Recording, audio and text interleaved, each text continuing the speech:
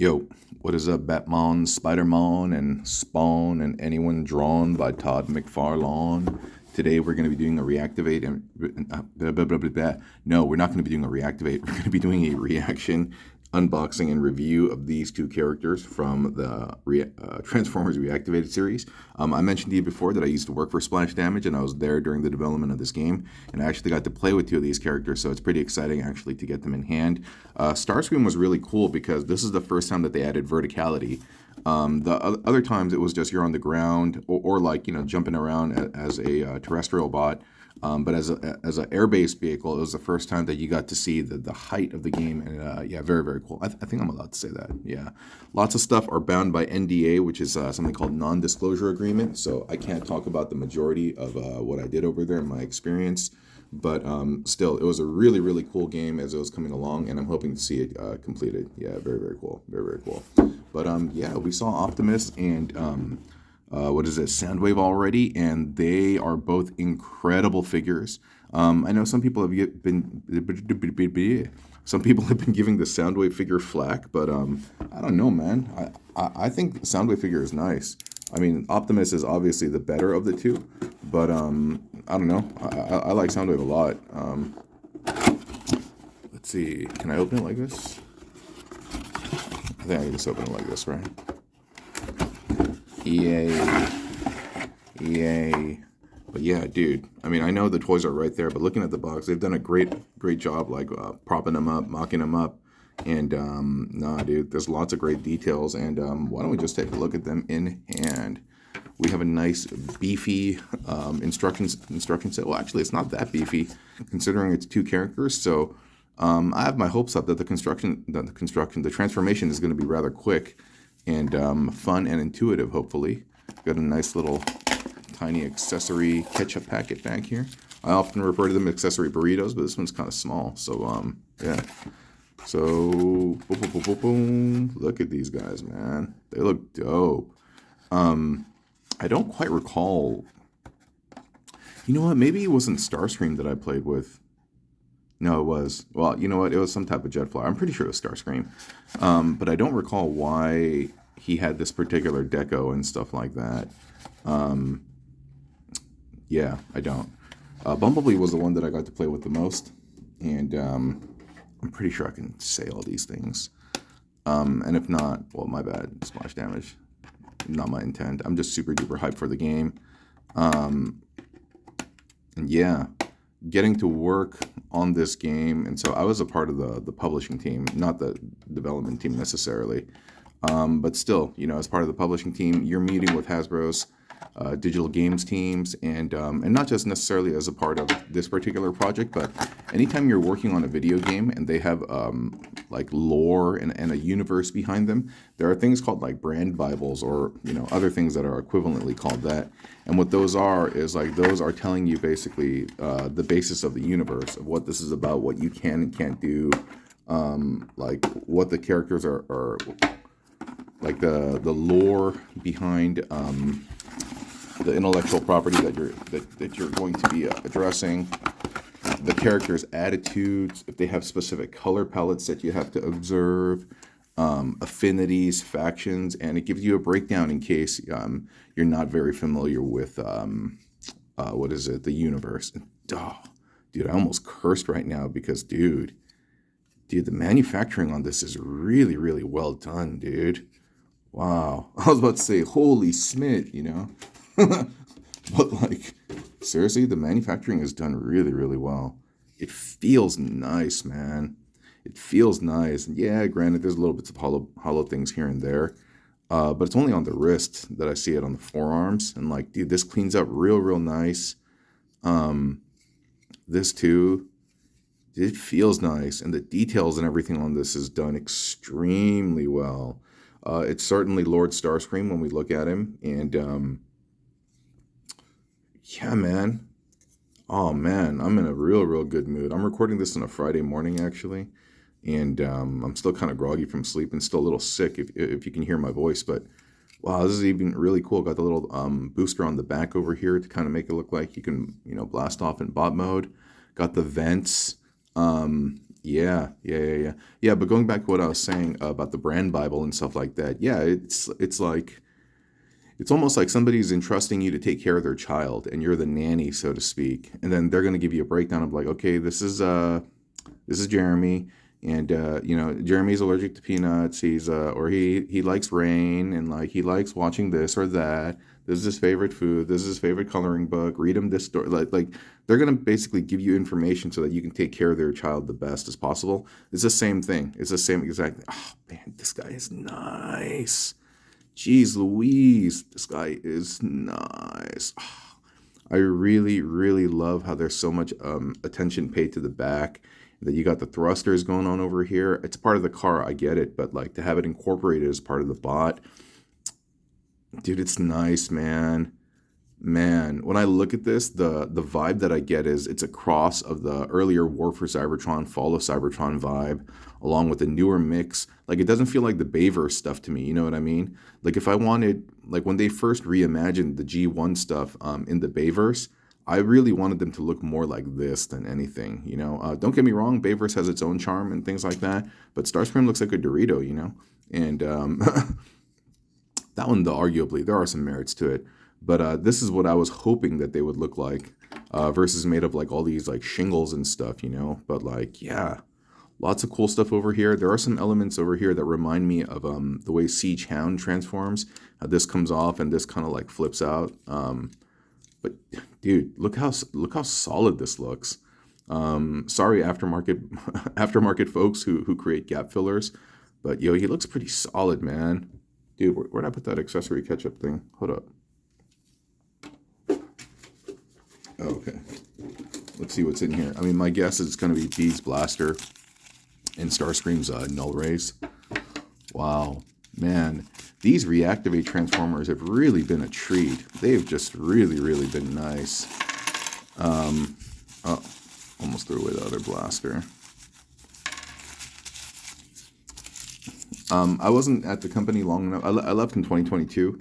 And so I wasn't there when they were like fully fleshing out the game. So I can't really tell you. Oh, wait, wrong one. I can't really tell you what the game is about, nor do I actually really know. Like I just saw and experienced what you can say is, you know what, I probably can't talk about what I did, but I did play with them, and I got to run missions and stuff like that. I got to fight bad guys, and yeah, dude, it was shaping up to be something pretty magical. And so I'll be super duper hype and excited when it does get released. But yeah, we got his null rays going on. It's pretty cool that they're not necessarily the super duper long ones. They're not super tiny either, but it's a good length in my opinion. And just the colors are really nice. You don't see him clad in black so much. It's typically the red and blue, but I like it. I like it almost like if he's being infected by like a virus or something like that. You know what I mean? Or he got damaged or something. Yeah, just brilliant design. And the Bumblebee, he has these tiny little pistolas. I don't remember the guns looking like this, but again, it's been a while. Oh, dude, I just noticed the shoulder pauldrons. The shoulder pauldrons being the front of the cars. That's nice, man.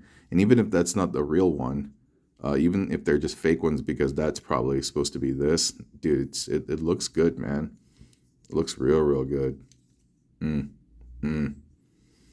The yellow could be done a little bit darker over here, but at the same time, it looks like it's a nice shade of gold and not necessarily not enough yellow, you know what I mean? And so I take that back.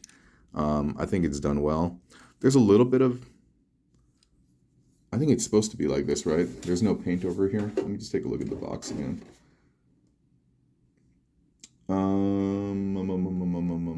I can't really tell.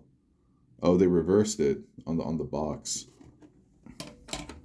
Like, see, there's no paint here and there's paint here where it's the reverse. So they mirrored the image. Yeah, but that's fine. Yeah. So yeah, there's a little bit of kind of like asymmetric, not necessarily battle damage, but I don't know, just asymmetric paint scheme and stuff. But dude, let's transform them, dude. Let's transform them. I'm super excited to see this, especially with what we got with Optimus and Soundwave. Super duper excited. And getting to meet the Hasbro digital games teams is pretty fun. Like you have people there who, and like primarily you're meeting with like as a publisher, you're trying to present yourself as a brand shepherd, meaning like, I'm going to take care of your brand. I'm going to do justice by it. I'm going to do right by it. You don't need to worry, and I'm going to take care of it. And so you meet with them, you check in with milestones, you tell them what you're planning. And as part of Hasbro's marketing team, they also come in with ideas and also about what they think is proper for the brand and direction of the game and things like that. And you know what? It says start with Bumblebee. So why don't we just start with Bumblebee? Oh, these things fit on the shoulders, a la Prowl and Smokescreen and all of those guys. And I guess that makes sense considering in car mode, you know, you can use the blasters and stuff. So yeah, that makes sense.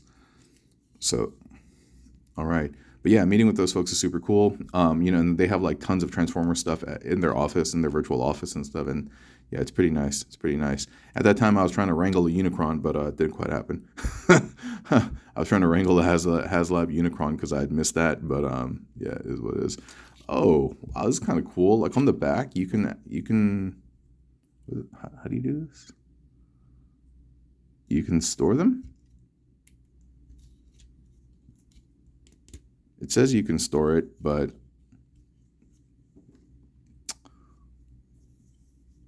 I'm trying to figure out from the picture how it's done.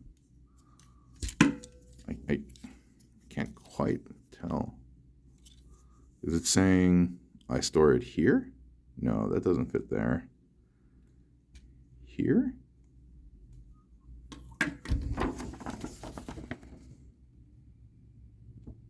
So the handle is on the bottom. The clip is facing up. And oh, I see. I think it's that piece right here. Oh, yeah, that's not too was it too convincing? Nonetheless, interesting that they did that. So all right, let's start with him. It says pull down the front. It says pull this entire thing then down away from the head. So the head is still stuck there, and this front chassis, once I can get it loose, is supposed to swing down. Give me 1 second, let me adjust the camera. Okay, and I have swung it down. And then it says bring the top part over. This whole, it says open up the arms, and I think it's this piece in the middle here, but I don't know how to quite dislodge it from the back. Obviously, I'm being very gentle with it. This is the first time I'm handling this toy, so this has come down.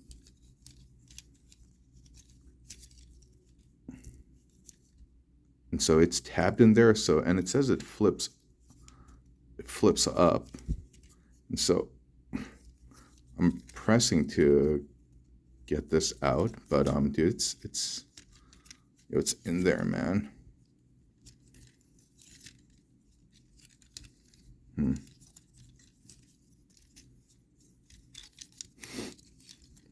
So again, this is down, this is up, head's like so.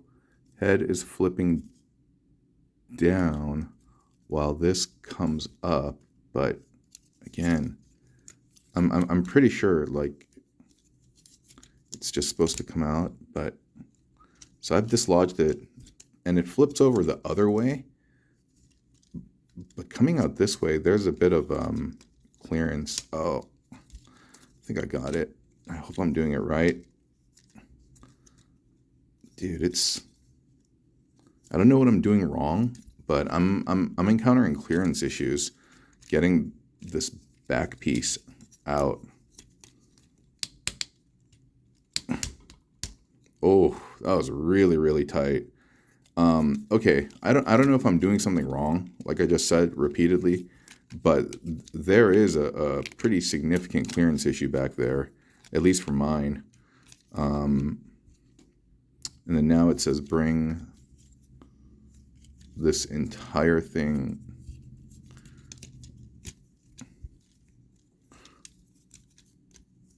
over.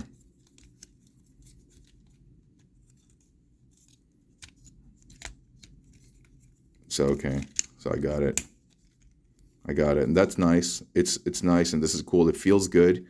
No seams, but yeah, getting it out of that little cavity was tough. Was kind of tough, and I feel like there's some of this that might be made of clear plastic. This could potentially, no, maybe it's not. Maybe it's not. But I heard a little bit of cracking, and so that kind of freaked me out, you know. All right, so we got the head in there. And then it looks like you bring this entire thing up. That's cool, man. That's cool. And then you snap it in place. So far, so good. And we turn them around, open up the tires. And extend them out. We've seen kind of like this gimmick on other toys before, you know, where you bring out the tires like that. And then over here, it says rotate the tires out. Yeah, if any of you have done this part and have done it seamlessly and I'm doing something wrong, please let me know in the comments. Yeah. I love when you guys actually have knowledge drops telling me certain things about like, oh, you're not supposed to transform it like that, or this is from that universe, or this is what they were alluding to. Like, dude, I love that stuff. I love when we're knowledge sharing, because as a community, as primates and stuff, like back in the day, we would have been living together, sharing information. That would have been a really common thing. And so, yeah, dude, I love that. I love that. I don't think anyone's being like a super geek and like, oh, excuse me, like, or anything like that. Nah, dude. I love knowledge share. You know what? And considering the length of this video, similar to what I did with the Optimus one, I may have to create 2 separate videos. Okay, so for the feet, you spin it 180 degrees and you bring that up into that cavity. Very satisfying. And then now it says go back to the front. And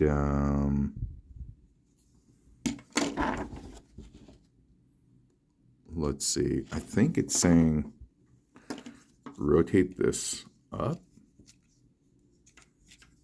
Or because I feel like if this is the front of the car,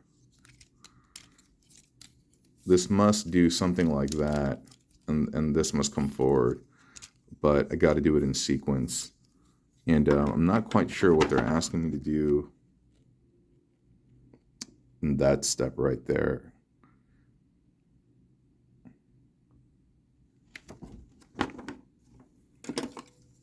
It says flip it 180 degrees. We've done that, and are you asking me to, what are you asking me to do?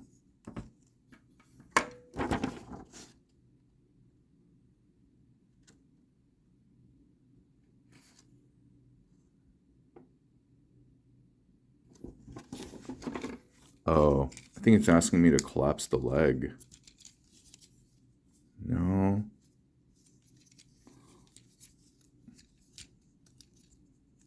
Like,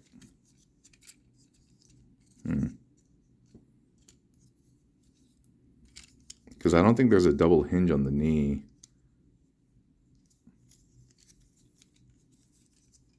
Right? Because I feel like this is going to be the length of the car, like this. And so, oh, I see. The waist is coming up. Nice. It's real satisfying, actually, to see how everything just kind of like fits in there. Again, having little bits of clearance issues.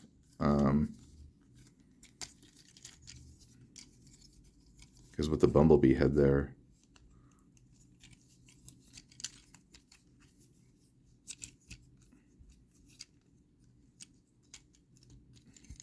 Huh? No, that can't be it.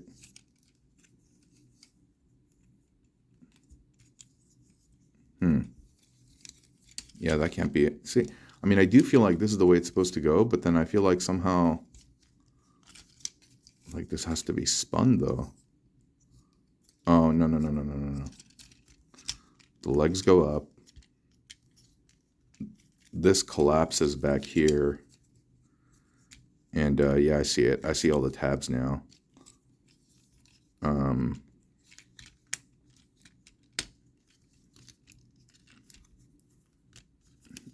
I see it. I see it. Man.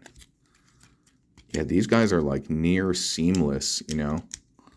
I'm trying to make sure that I'm getting the arms in, but it looks like the arms come in later, and it's really, you're getting this back part all tabbed in and ready, and yeah, it's coming together, but I seem to have the leg jutting out or something like that.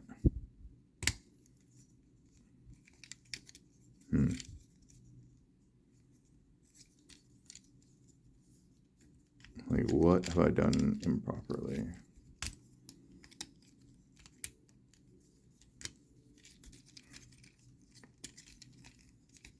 Just got to make sure the front of the car is straight.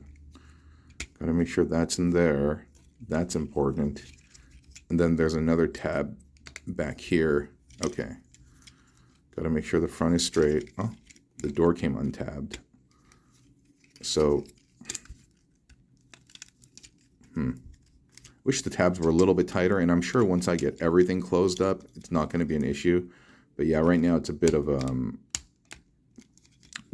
struggle to get everything tabbed in exactly the way I want. I mean, the transformation is cool. It's just that there's not a lot of clearance everywhere. Okay. Okay.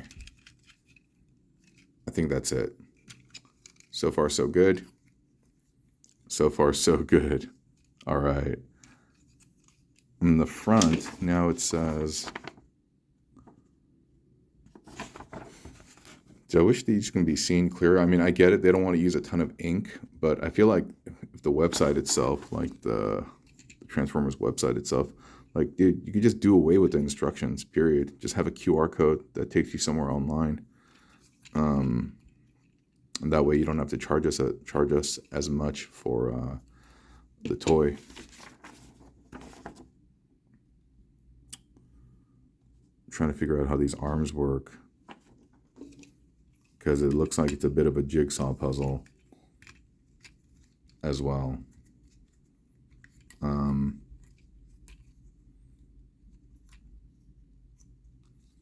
Because I think this is what they want, and then they want to bring it up like this, or it's actually like that.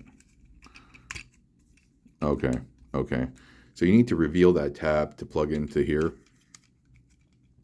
So it's going to be a la,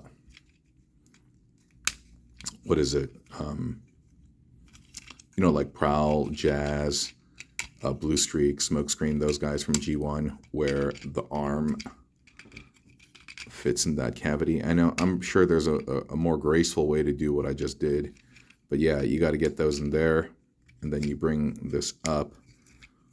And I mean, despite with me struggling with this and stuff, I can tell that it's going to be quite intuitive.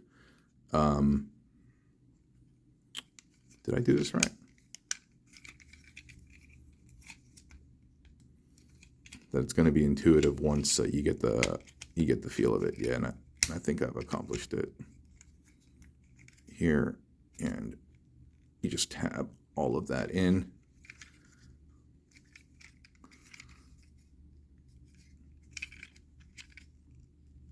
I believe I've done this correctly.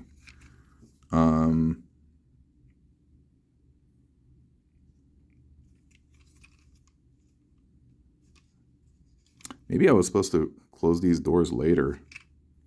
Well, either way, they're closed now. And, oops, sorry about that. Hope this wasn't the shot.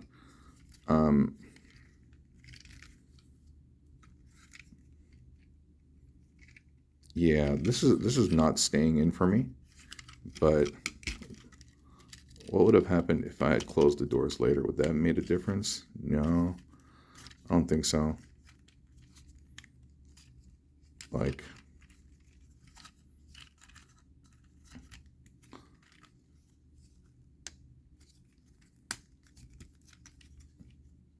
Like this one's in there fine, but this one doesn't want to stay tabbed in.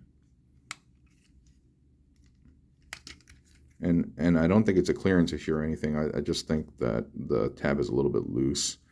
Or if it is a clearance issue, like, yeah, no, I don't know. Okay. So that's in there. Maybe the hands need to be, the fists need to be bent up further, like higher.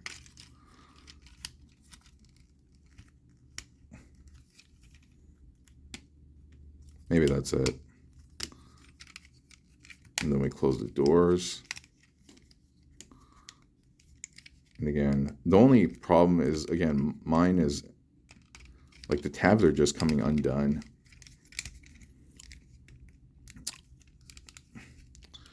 So assuming that I did everything right, just because the tabs are coming undone, I would give this like a 9 out of 10. Otherwise, if everything just kind of stayed put, like it's a phenomenal transformation. It was fun once I like got through with it. And maybe once I transform it subsequent times, I'll figure out how to better position the arms. Like, I feel like I'm doing it right, you know? Because there's a little space on the side of the arms that have a tab that I think is supposed to tab into this bar. You can see that little thing right there, and like I think it's tabbing in properly. Here, I'm gonna try something. If these arms are not exposed, will it still tab in properly? Is it a feature of me not being able to get the proper clearance? Well, it certainly seems that way because everything is closing up well right now. And so if I have the arms out, the forearm out,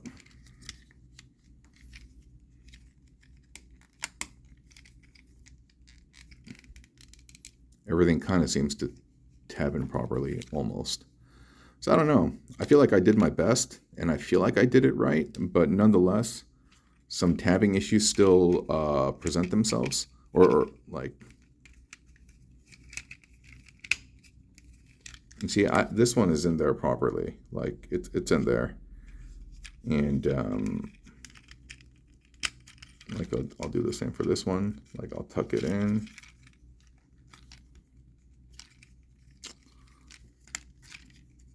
But I feel like at this point I'm just spending way too much time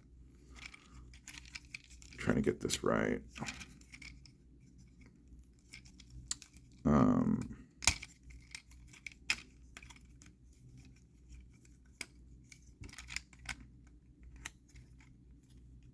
Yeah, dude, it's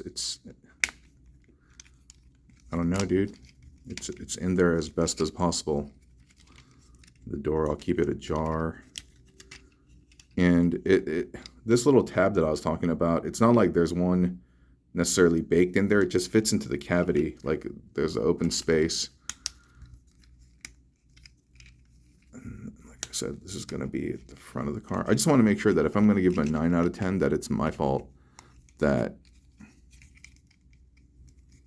maybe I'll look at some other reviewer stuff afterward and see if they're able to get theirs to tab in like perfectly. But I can't get mine to tab in there as much as I want. So 9 out of 10 just for that tiny thing. And that's really just on the manufacturing. The engineering, the design, the engineering, I would say is a 10 of 10. Just the manufacturing aspect of it. And the pew-pews are not very convincing there. They're just kind of weird. They kind of stick up their handles and stuff. But that's how I recall the game being. But yeah, I just wish this was better. Anyway, I'm going to just agonize over that off camera. But yeah, this has been Reactivated Bumblebee. We will do Starscream in the next video. Again, highly recommend, despite me not being able to get this right. And if I do get it right off camera, I will put an addendum out there and I will edit this video. And but yeah, very nice toy, very nice color scheme. And again, as I mentioned, for all the toys that I recommend, if you got the scratch, go ahead and invest. But don't destroy yourself if you feel like you can't buy this right now. It's not worth it. It's not worth your sanity. These are just toys and stuff. But yeah, if you're in a position to buy it though, and you have the scratch, and you like Bumblebee, and you're interested in the gamer line of Transformers toys, definitely recommend this one. Very, very cool toy. Yeah, nice buggy mode and everything too. Really, really nice. Yeah, really, really nice. Okay, friends, I'll talk to you soon in part 2 for Starscream, okay? Take care. Bye-bye.